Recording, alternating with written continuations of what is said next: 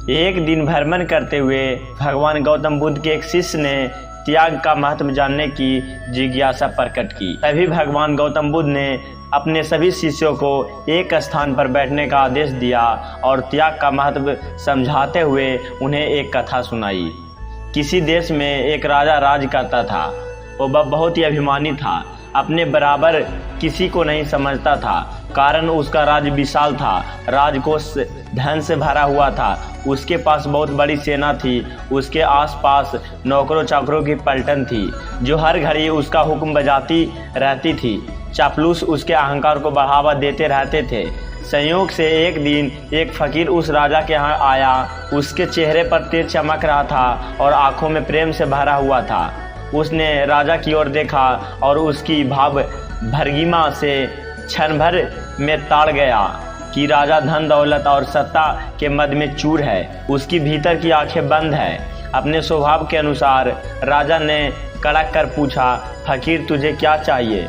मुस्कुराकर फकीर ने कहा, राजन मैं आपसे कुछ लेने नहीं अपितु आपको कुछ देने आया हूँ। सुनकर राजा के अभिमान को गहरी चोट लगी। उसने सोचा कि इस भिखमंगे की इतनी जरूरत कि मुझ जैसे वैभवशाली और सर्व सत्ताधारी के साथ ऐसा व्यवहार करे।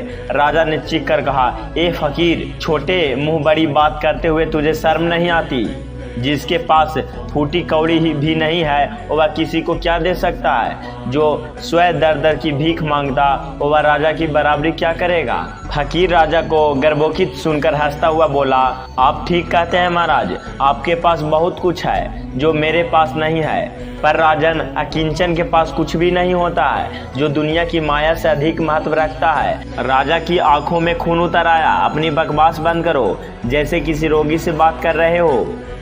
फकीर ने कहा, राजन, बिना त्याग के भोग बेस्वाद है। वैभव में जब त्याग जुड़ जाता है तो वह महक उठता है। जानते हो, त्याग के आते ही अहंकार मिट जाता है, आसक्ति दूर हो जाती है और अंदर की आंखें खुल जाती है। फकीर की बातों में मानो कोई जादू सा था। राजा को बोध हुआ, उसका सोया हुआ इंसान जाग उठा। उसने अनुभव किया कि त्यागी के आगे भोगी कितना छोटा है। उसकी आंखों में अज्ञान का पर्दा हटते ही उसके जीवन में एक नया मोड़ आ गया।